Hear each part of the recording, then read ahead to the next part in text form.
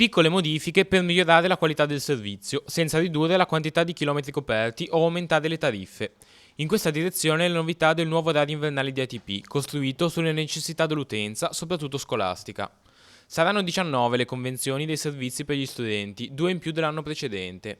Grosso modo l'orario rimane lo stesso dell'anno scorso, abbiamo ovviamente potenziato alcune linee, in particolare la Casarza Santa Margherita, e poi stiamo offrendo più servizi scolastici perché alcuni comuni si sono inseriti, stiamo riposizionando alcune corse in modo che siano più confacenti alle necessità dell'utenza.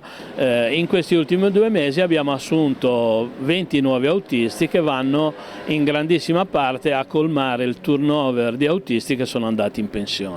Parlavamo delle convenzioni per la scuola, ricordiamo un attimo come funziona, quali sono i benefici?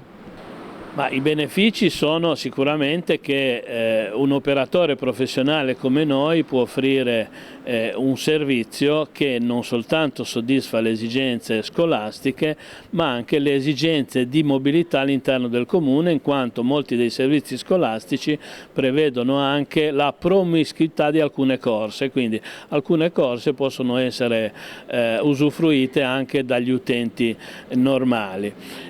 Gli ulteriori vantaggi sono ovviamente negli orari. Noi abbiamo gli autisti necessari per fare in modo che gli scolari arrivino a scuola agli orari giusti.